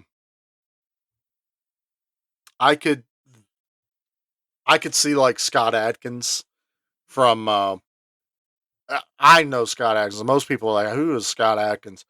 He is probably one of the top rated martial art actors right now in movies. He was in Expendables 2. He was the acolyte to Jean-Claude Van Damme. He was one of the gladiators in Unleashed that fought Jet Li when Okay. they're fighting in the pit. Sure. I feel like he could do it, but I'm also like Michael Jai White just has that menacing, impending size and stature to him. I That tell you what, I kind of what I'm thinking for Mhm. Todd, I want Michael B. Jordan Okay, from Creed I could see that. and Black Panther. Yeah. I'm thinking for Kane, and this will be kind of a weird one, but I'm thinking the WWE wrestler Sheamus. I know Sheamus. Yeah, Okay, he was in the Ninja Turtle remake. yeah. He was Bebop or Rocksteady, one of the two. Before they got mutated. He was Rocksteady. Rocksteady, because Yeah, he was Rocksteady. he doesn't have to act a whole lot. He just kind of No, be there's no stoic talking, no and nothing. do your thing. Honestly, Uh, I think 10 years ago, Batista would have made a great Kane. yeah, he's I don't know, a little yeah. Batista in his heyday wasn't as thick and bulky as he is as Drax. He was a Have you little more slimmered, you haven't watched, slimmed down. you haven't watched Spectre, have you? The latest Oh 007? no, I'm behind still on those. He's Unfortunately, he's like the Bond villain, villain. but not the main one. You know, kinda like Okay, the Odd Job or the Jaws. yeah. The Um, main Hinchy. yeah, he almost doesn't talk at all the entire Okay. movie, and he's just this force of nature going He was after like Bond. Jaws or Odd Job for sure. Yeah. Yeah. Okay. So that's why I say I don't know if I Okay. could see him now. I'm also saying that about Michael Jai White, but that dude's still cut and ripped and can probably jump kick my Could head probably off. still do it. Yeah. Who you gonna put as Meekum? Meekum. So I want somebody that can play that almost slimy. Oh man, you're really catching me off guard on that one. Who do you think? I know. Um. See, you watch more movies than I do, generally speaking. uh. Yeah. Let's see. Meekum. I need someone who's a real scumbag. Yeah. Um. Yeah. I don't know. I have to think about it for a This is where maybe we should plan this out ahead so we don't have we dead might air. need to like Mace though. I want someone like Pertwee in it. I want someone like maybe even an older actor to do There's that. nothing wrong with that being an older actor at all. No, it could be someone um like Bruce Willis, even someone who's older, looks a little more haggard out, like he's still there but not like Yeah, but I don't. we saw him in Equalizer, and he's like, you're not tough anymore. You're just an old dude with a pistol at this point. You know, in that movie Equalizer kind of, was or not Equalizer.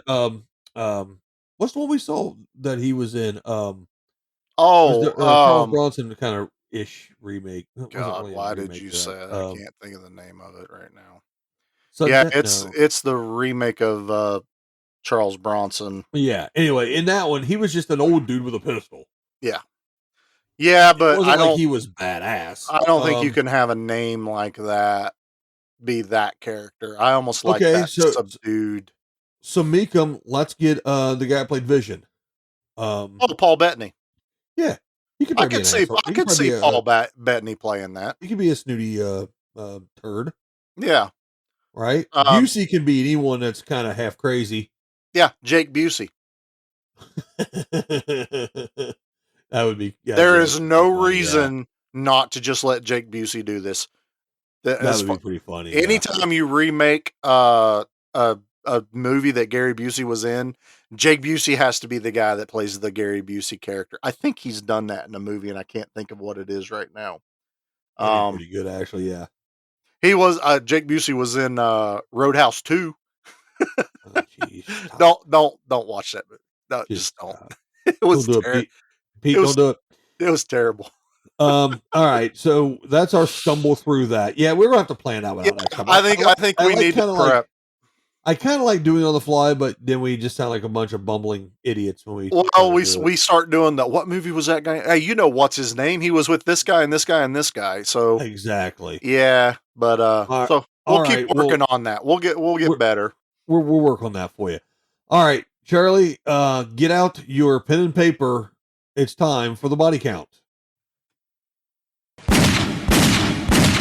Yeah.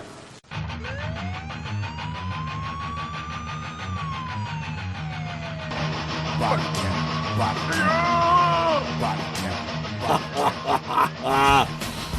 Yeah, Charlie didn't know that his mic was going to cut in when I did that bit. All right, Charlie. Yeah, that's me. Well, he was in the body count.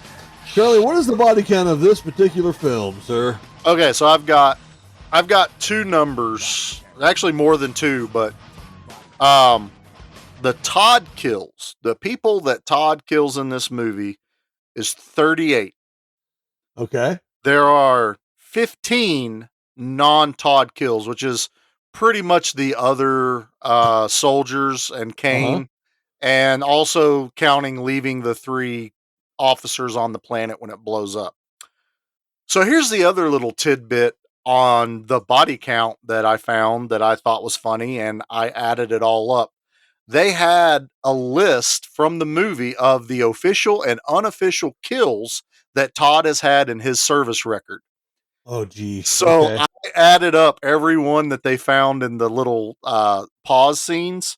1,057 service kills for Todd. Yeah. So Todd, so there is a total of 1,095 kills, and only 15 of those are not by Todd. Well, your numbers are off by 1. The How kid they that off by couldn't 1? keep up. The kid that can't keep up at the. Nope, that one's counted. Nice. That Good one is man. counted. I like the fact that you went all the way to the end there. That's good. I mean, I almost counted the kid that Kid Todd beat the crap out of, but we're not guaranteed that he died. That's true. So We don't know for sure. But I found they literally list out like, hey, they had all his medals. I remember They that. listed That out his report. service part, and there's official and unofficial kills. So that's this movie's body count. Nice. Charlie, just for you and the old man. By the way, I've never had one of the old man's world famous pizzas. I've had the old man's dad burgers. I've never had one of the pizzas. The dad burgers are basically a meatloaf on a bun. Essentially.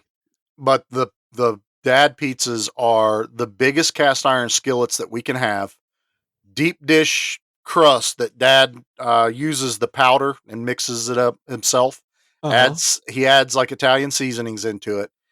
And literally going into the freezer and pulling out every possible piece of meat, sausage that is ground sausage, sausage links, hamburger, bacon, ham.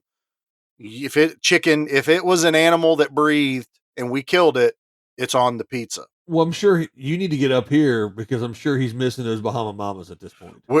Our supplies dwindling. I actually made some yesterday, and he grilled some the other night.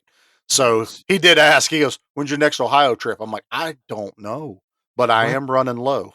I may have to send some down. Might have to do that. Well, this is for you and him. One more time. My daddy was in maintenance, and he had a saying. He used to say, "If it ain't broke, don't fix it." I still have a giant grin on my face. I love that one. God, that's just my favorite. All right, well let's wind this episode down. This is a long episode today. This is our longest one to date so far. Yep. Let's go ahead and wind this one down. All right. We got to do Allianz. We do got to do Allianz. Whoa, let me back up and punt here. How did I almost forget that? Man, you're trying to cut out Al. No, I'm sorry, Al. He's probably gonna knock on my door in a minute here and kick the crap out of me. I am actively working on trying to get him into the group. I know we're trying to get Al around here. All right, Charlie. I don't know who went last week first. It doesn't matter. Why don't you? I'll go first. I'll go first on this. Yeah. This movie, I believe the acting in this movie is really good. I think that there is some deeper story and deeper meaning to this movie, not just I'm going to shoot 1,000+ people. I like the fact that it is a connection to Blade Runner, which I really enjoy. I like the fact that he could use the aluminum space modulator to destroy the Earth, like Marvin the Martian. Space modulator. I like this movie, man. Like I said, I don't remember when I first saw it. I just remember it's always kind of there. Yeah. I like the fact that Kurt Russell was great in Tombstone. He was great in Tango and Cash. Stargate, I love. The action blockbuster that is Backdraft. And this movie, I'm going to give a solid 4.5 Alliangs. Nice. Yeah, it's solid. It's a solid flick. So I've pretty much told everyone everything I love about this movie throughout this entire episode. So Is I'm there anything not. about this movie you don't like? Um, I'm trying to think. no. Yeah. There's really nothing that I went, ooh, why'd they do that? I based my 4.5 off of movies that are similar. Mhm. There's still one. There's one or two in my head that are still above this one, I agree. and that's why I get a 4.5. Um, Knee jerk reaction when I factor in nostalgia and the connection with my dad in this. I originally was thinking 5 Alliangs, but watching it a couple times this week and actually just watching it and analyzing it, if I take that out, I'm at 4.5 Alliangs. This is Okay. a super Yeah. strong movie. It's definitely probably in my top 10. Um, this is a solid 4.5, definitely high stamp of approval. Everyone should watch Soldier. I love it. Yeah. Again, I like this one. It's not the typical um Arnold type of action movie from the 80s with the big explosions that Yeah. it doesn't hurt him. He gets the crap kicked out of him. There's a lot more of a real man. He's still a human being. He's not a super soldier. He's not Cap. He still can take a whooping. Uh, I like those movies better. I Mhm. end up liking those movies better, and that's how I feel about this one. There's nothing I can think of that I don't like about it. No. I I mean, think it's a solid 4.5. You definitely see it. If you haven't seen it, definitely check it out. one thing I do when I watch these movies, and it bugs me a little bit that other movie review shows do this, and they're like, all the special effects didn't hold up. All they were terrible. This was 1998. I think for what they had, the budget they had, the special effects in this movie were fantastic. And to Well, you had me, $40 million to spend on it because 20 of it went to Kurt. yeah, 20 went to Kurt. But I feel like even now, because it's a lot of miniature work, there is some computer CG. They're on a set, obviously, but the set design is gorgeous. I think so. I thought they did a fantastic job with the setting of this movie and the special effects. So yeah, this one still ranks really high for me. 4.5. It still gets talked about. So even though it didn't do great when it came out, it's working higher and higher to the cult status. I mean, IMDb has it rated 6.1 out of 10. That's not bad for a movie that only did 14,000 worldwide on its release. I'm trying to wonder. I'm trying to figure out why it didn't do so well. I thought it was a pretty decent flick, so that's why I'm like, what? There's What is so it that? What is it that did it? Killed it. there's so many factors. It could have been improperly promoted. It could have been the wrong time of year. I don't know what it came out against at 1998. Um, it came out in October of 1998. It looks like so. Mm-hmm. I don't know what it was up against theatrically, Well, let me see but if I can find it real quick here. yeah, That's a good idea. but no, it's this movie just I think sometimes these movies are ahead of their time and it takes time for audiences to appreciate it. I think this one really took off in rental too. Um, when the rentals came out, obviously it's when I watched it. I didn't watch it in theater. What's up? Okay, so it looks like let's see here. Let me go to movie. If you go to movie phone, you can look it up. 1988 October, you had Mortal Kombat Terminator. I don't know what that is. Life is Beautiful, Bride of Chucky, Lion King 2, American History X, Ants. So Ants 98? probably, yeah. Ants probably dominated the thing because kids' movies always dominate, the box office. But Soldier, What Dreams May Come, another some type of Mortal Kombat thing. I think it's straight to DVD. Probably. Vampires and Night at the Roxbury were some of the big ones. Well, also 98, if I remember right, is also, wasn't that Godzilla? The American Let me look. Keep Godzilla? looking. Let me keep looking here. It wasn't in What? October, but I think it was 98. It might have been Pleasantville, Phantasm. I don't know. Oblivion, whichever one that one is. Cats. I can't imagine most of these went to theater. That sounds a lot of like. Rushmore. I remember Rushmore. Holy Man with Eddie Murphy. Eddie Murphy. Halloween Town. I know that one. Yeah. Still Crazy. Strangeland. I remember Strangeland. Best of the Best 4. That's a straight to DVD. I'm trying to see some of these other ones that I remember it being out. Waking Ned Devine, but I mean, no one's going to see that instead of the people that are going to go see that one are not going to go see Soldier probably. Yeah. I'm trying to see. I don't see any reason why it wouldn't have made more money than it did. Honestly, I'm still looking here at some other movies and going, no, no, don't know about that one. I don't know why that would have made been a big deal. I mean, there's like I said, there's so many factors. It could have. How many theaters did it actually get distributed to? You know, I don't know. It's crazy. Anyway, the movie's better than what the ratings show, than what its box office did.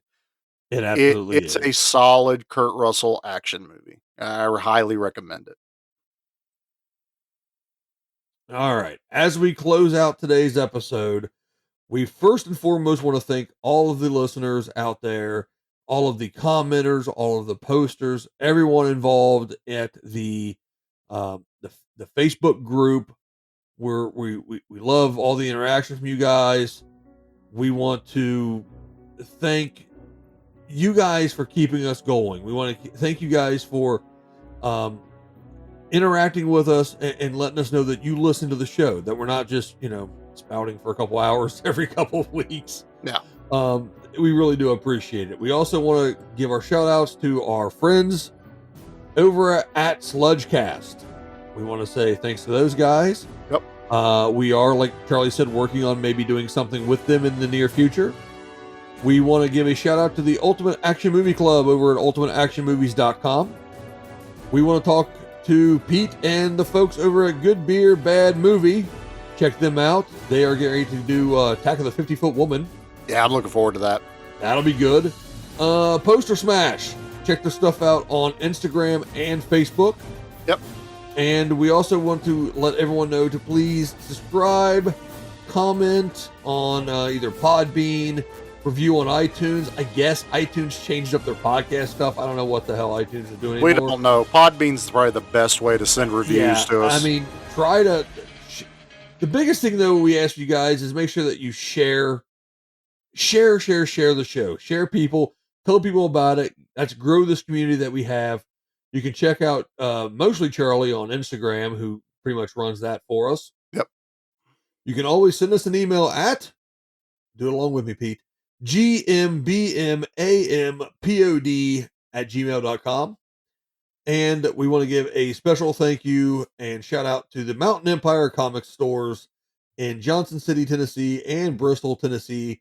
Check them out on Facebook if you want any comics.